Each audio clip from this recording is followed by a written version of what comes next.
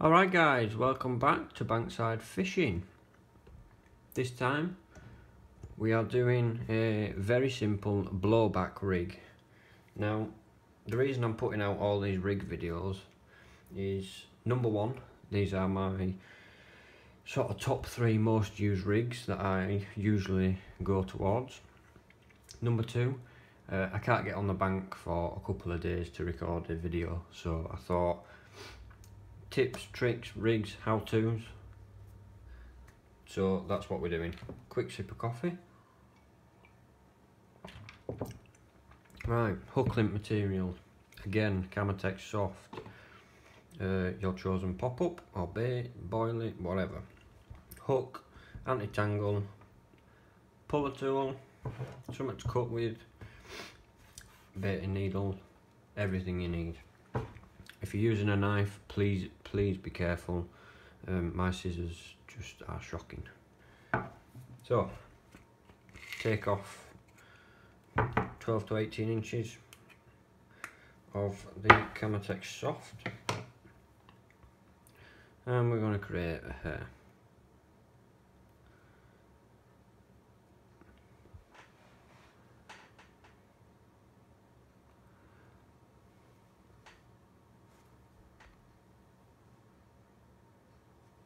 I'm trying to get the camera to focus. Grab that, slide it through.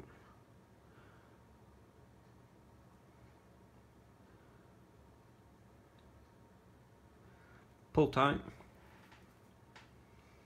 and cut off the tag end.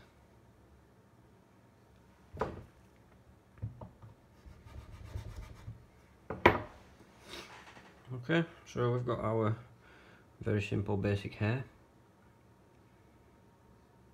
Up next, oh, one thing that wasn't in the start, rig tubing. Now this is not the rig tubing that you want to use, but it's all I've got available at the minute, so I'm just going to make it with this.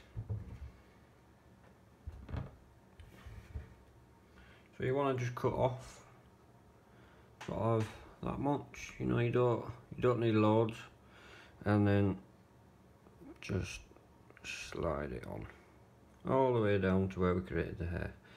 Now this is where it gets a little bit tricky, especially with this size. So what I'm going to do is I'm going to pop it on my finger and I'm going to wrap that around so it makes it tight while holding the tag end under my thumb. Now this is quite a big hook to get through this, so as you can see, we're going to take the point of the hook and we're going to try and pass it through there.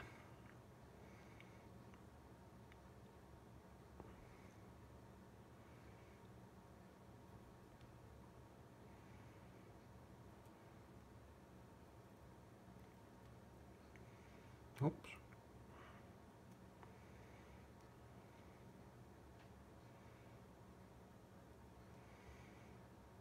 It's not easy. Not with this size tubing anyway. I'm just going to do this off camera. Okay, so I've managed to get it through. It is very difficult with this sort of tubing. This is anti-tangle tubing. So we're going to slide it around.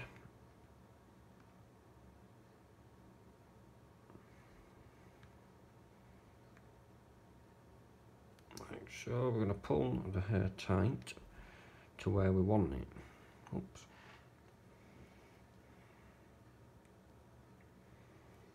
Right, so now you can see that my hair, just let me get it in focus, has sort of drifted off to the side.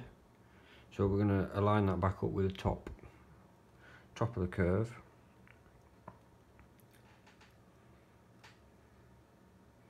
Like so. So now you can see it's running in line.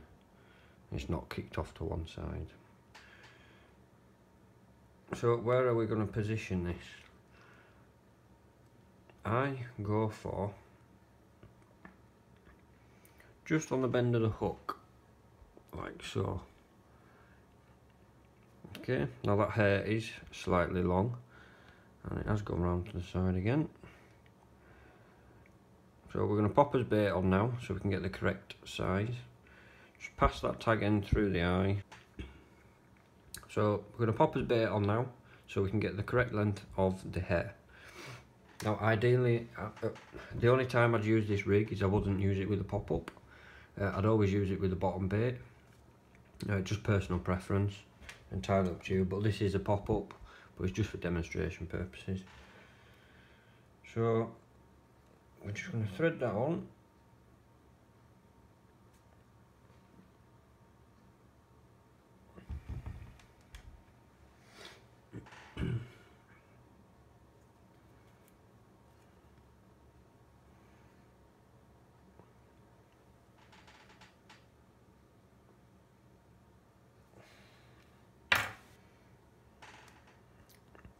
So I'm actually quite happy with how long that is, but I am going to make it slightly shorter. So I'm just going to pull on the tag end that's coming out of the eye, just to make the hair a little bit shorter. Okay. And then put a boiler stop in there.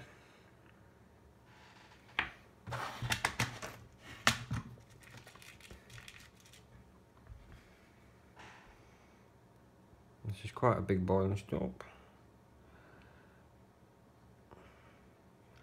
Pull it down tight. Oops. Like so. As you can see, the hair is falling down the side of the shank. We don't want that, so we're just going to move it up again. Just so everything's straight, like so. And then we're going to do the knotless knot. So pinching everything in place where you want it. 1, 2, 3, 4, 5, 6, 7. I do different turns for different rigs, like different amounts.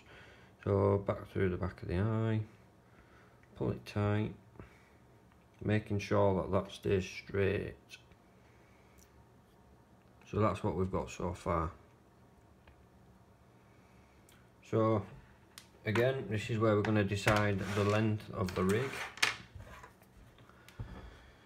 So I'm actually quite happy with how long it is now.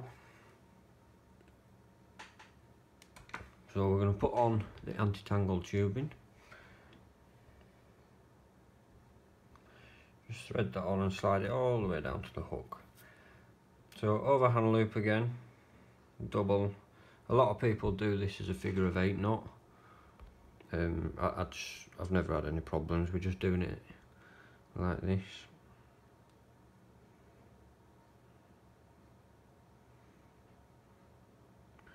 So just pass it through twice.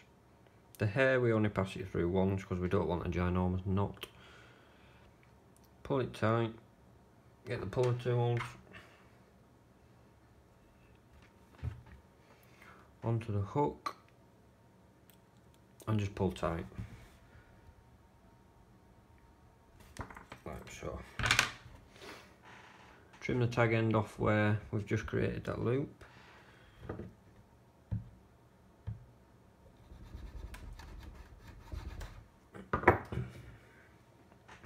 Slide the anti-tangle, bit of a moisten.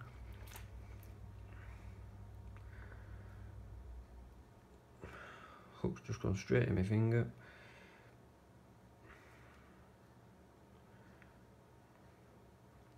And again.